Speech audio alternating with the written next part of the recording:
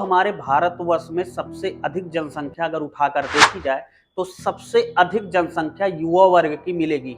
यही युवा किसी भी देश के विकास की रीढ़ की हड्डी होता है। दोस्तों, वर्तमान समय में हमारे देश का युवा एक बहुत बड़ी समस्या से जूझ रहा है और उस समस्या का नाम है नशा। दोस्तों, पूरे संसार में शायद ही ऐसा कोई व्यक्ति हो जिस व्यक्ति के जीवन में किसी प्रकार की कोई कठिनाई ना आती हो, लेकिन भारत के युवा के जीवन में जब कोई कठिनाई आती है तो वो पहले शौकियन नशे की तरफ बढ़ता है और धीरे धीरे एक समय ऐसा आ जाता है जब वो नशे का लत हो जाता है। और ये नशे की लत ना ही समाज को कमजोर कर देती है, कई बार ये पूरे परिवार को तबाह कर देती है और पूरा परिवार देखते देखते एक विनाश के काल के गाल में समा जाता है। तो आज की कहानी में भी कुछ ऐसा ही हुआ जब घर में एक व्यक्ति के नशे की वजह से ना ही 4 जिंदगियां बर्बाद हो गई, बल्कि देखते देखते अच्छा खासा हंसता खेलता परिवार तबाह हो गया। नमस्कार, प्रणाम, आदाब, शास्त्रीय काल, क्या हालचाल। उम्मीद है आप स्वस्थ होंगे और मस्त होंगे।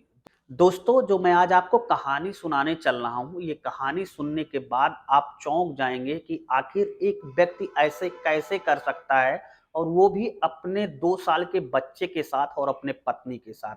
आइए बिना देरी के कहानी शुरू करते हैं। पर कहानी शुरू करने से पहले आपसे मेरा छोटा सा विनम्र अनुरोध कि अगर आपने चैनल को सब्सक्राइब ना किया हो तो चैनल को सब्सक्राइब करके साथ में बेल आइकन की बटन को प्रेस कर लेना कि जब भी मैं ऐसी सच्ची कहानी की वीडियो अपलोड करूं तो उसका नोटिफिकेशन सीधे आपके मोबाइल तक पहुंच जाए।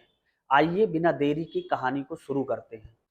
दोस्तों, जो मैं आज आपको सच्ची घटना सुनाने चल रहा हूं, ये सच्ची घटना है दिल्ली एनसीआर का एक जिला लगता है जो हरियाणा के भी अंतर्गत आता है, जिस जिले का नाम है गुरुग्राम।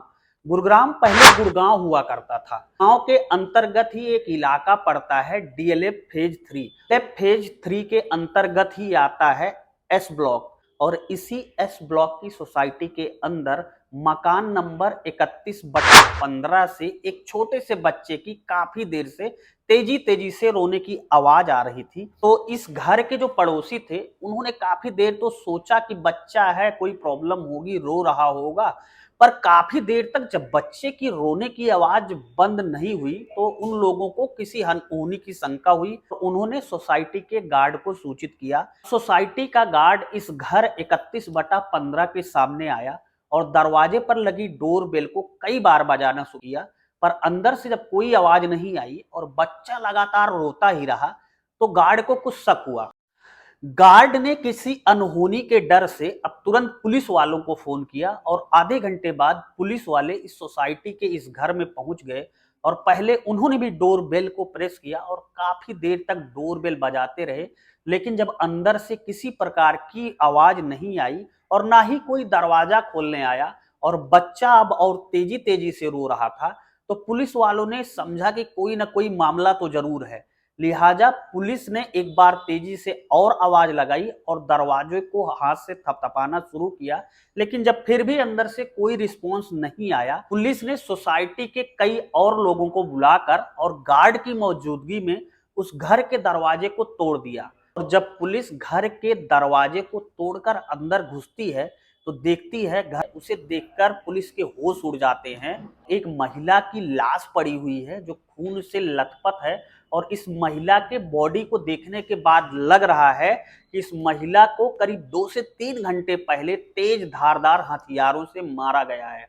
चूंकि यह मकान किराए पर था, इसलिए पुलिस ने फौरन मकान मालिक को इस घटना की सूचना दी। अब मकान मालिक भी आ गए थे और मकान मालिक ने इस महिला की शिनाख्त लक्ष्मी रावत, जो कि आगरा की रहने वाली थी, अपने पति गौरव के साथ पिछले 6 महीने से डीएलएफ फेज 3 के इसी एस ब्लॉक के मकान नंबर 31/15 में ही रहती थी। सोसाइटी के गार्डों से जब पुलिस ने पूछा तो सोसाइटी वालों ने बताया कि साहब, इस घर में पता नहीं क्यों बीच बीच में झगड़ा होने की आवाज आ रही थी। पहले तो पुलिस ने पूरे घर को अपने कब्जे में लेकर तलाशी लेनी शुरू की, लेकिन उसे सुराग के नाम पर कुछ भी हासिल नहीं हुआ। लिहाजा पुलिस एक कमरे के वॉशरूम में कुछ आवाज आ रही थी, और जब वो उस कमरे के वॉशरूम में गई तो उसने देखा कि मृतका का मोबाइल उस वॉशरूम के एक पॉड में पड़ा है। ने उस मोबाइल को पॉड से निकाला जिस पर लगातार कॉलें आ रही थी उसने जब फोन रिसीव किया तो पुलिस को पता चला कि बोलने वाला उसका पिता जो आगरा का रहने वाला था। पुलिस ने उसके पिता को यानी मृतका की पिता को घटना की पूरी जानकारी दी। पुलिस ने इस महिला के शव को अपने कब्जे में लेकर पोस्टमार्टम के लिए भेज दिया और बच्चे का हालत जब देखा तो बच्चे के सर से काफी मात्रा में खून बह रहा था, लिहाजा बच्चे को भी एक अस्पताल में एडमिट कराया गया। के पिता जब राजेश कुमार आगरा से गुड़गांव पहुंचे तो पुलिस ने उनसे पूछताछ की कि आपको क्या लगता है कि यह हत्या किसने की होगी। तो उन्होंने बताया कि साहब, दरअसल मैंने जिससे अपनी लड़की की शादी की थी उसका नाम गौरव शर्मा था और वो अपने समय में पढ़ाई लिखाई में बहुत अच्छा था और वो उस समय बीटेक की पढ़ाई कर रहा था जब मैंने अपनी बिटिया लक्ष्मी की शादी उससे की थी। शादी के कुछ दिन बाद गौरव बहुत अच्छी जिंदगी काट रहा था, उसकी बिटिया भी गौरव को पाकर बहुत खुश थी। लेकिन अचानक ऐसा कुछ हुआ जिसने गौरव की ही जिंदगी नहीं बल्कि पूरे परिवार को खा लिया। इंजीनियर गौरव शर्मा जब आगरा में ही रहता था, उसकी शादी के बाद उसके कई मित्र थे जिसके साथ वो शौकिया में पहले तो शराब पीना शुरू किया, लेकिन धीरे धीरे उसकी लत और आदत बिगड़ती गई। अब वो सूखा नशा करने लगा था। अब वो चरस गांजा के बिना उसका दिन नहीं गुजरता, जिसको देखकर उसके माता पिता उसे बहुत समझाते थे लेकिन वो समझने को तैयार ही नहीं था क्योंकि उसे नशे की लत लग चुकी थी। अब जब इसके माता पिता इसे बहुत समझाते हैं और ये नहीं समझता तो इसके माता पिता दोनों ही आत्महत्या कर लेते हैं। अब जब माता पिता दोनों ने आत्महत्या कर ली तो गौरव शर्मा को बहुत धक्का लगा और उसे नशा उन्मूलन केंद्र में भी भर्ती कराया गया। उसके बाद से गौरव शर्मा की आदत बिल्कुल नशे से छूट गई थी, यानी कि उसने नशा करना बिल्कुल ही बंद कर दिया था। चूंकि गौरव शर्मा अच्छा खासा पढ़ा लिखा था इसलिए उसने गुड़गांव के एक प्राइवेट कंपनी में इंटरव्यू दिया और उसका चयन भी हो गया। अब वो पहले कुछ दिन तो गुड़गांव में अकेले ही किराए के कमरे में रहा, लेकिन जब उसे लगा और लड़की के परिवार वालों को लगा कि अब गौरव शर्मा पूरी तरीके से सुधर गया है, उन्होंने अपनी बेटी लक्ष्मी रावत को भी गौरव शर्मा के साथ भेज दिया और गौरव शर्मा अपनी पत्नी लक्ष्मी रावत को लेकर, इसके एक 2 साल का बच्चा भी था जिसे लेकर वो डीएलएफ फेज 3 के एक मकान में किराए पर रह रहे थे। लेकिन गौरव ने फिर से नशा करना शुरू कर दिया था, लिहाजा कंपनी वालों ने उसे नौकरी से निकाल दिया। अब उसके पास पैसे की कमी होने लगी तो वो अपने ससुर राजेश से कई बार पैसे की मांग करने लगा। जब उसे कंपनी ने नौकरी से निकाल दिया, पहले तो जो उसके पास सेविंग बची थी उससे नशा करना शुरू किया, लेकिन जब धीरे धीरे ये सारे पैसे खत्म हो गए तो उसने अपने ससुर से बार बार पैसे मांगने शुरू किए। उसके ससुर ने पुलिस वालों को बताया कि 1 महीने पहले ही गौरव ने उनसे 50,000 रुपए मांगे थे और 50,000 रुपए उन्होंने गौरव को भेज भी दिए थे।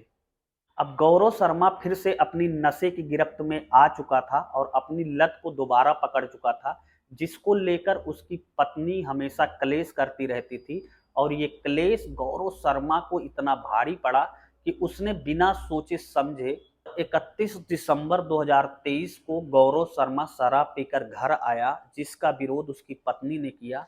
अब गुस्साए हुए गौरव शर्मा ने धारदार हथियार से पत्नी के सर पर वार कर दिया। देखते ही देखते पत्नी के सर पर कई वार किए, जिससे उसकी घटना स्थल पर ही दर्दनाक मौत हो गई।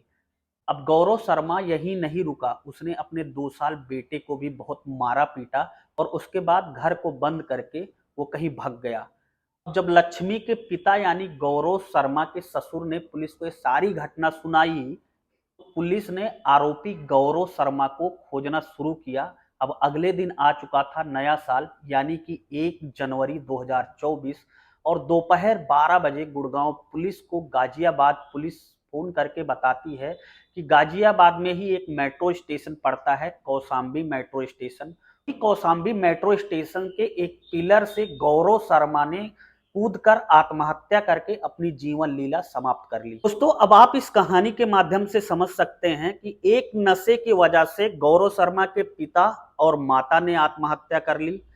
इधर गौरव शर्मा ने उसी नशे की वजह से अपनी पत्नी को मौत के घाट उतार दिया और जब उसे लगा कि अब मैं बुरी तरीके से फंस जाऊंगा और मुझे सजा होगी, मेरा जीवन बर्बाद होगा, तो ये सब सोचकर उसने नशा कर कर अपनी खुद की ही जीवन लीला समाप्त कर ली। इसीलिए कहते हैं नशा नाश का जड़ है। दोस्तों, इस कहानी को सुनाने का मकसद किसी को हैरान करना या परेशान करना नहीं था। इस कहानी को सुनाने का मकसद बस सिर्फ इतना था कि आप सतर्क रहें, जागरूक रहें। फिलहाल आपको पूरी कहानी कैसी लगी और पूरी कहानी के बारे में आपकी क्या राय है, हमें अपनी राय कमेंट बॉक्स में जरूर बताएं। मिलता हूं परसों रात्रि 8 बजे एक नई सच्ची कहानी के साथ। तब तक के लिए जय हिंद, वंदे मातरम।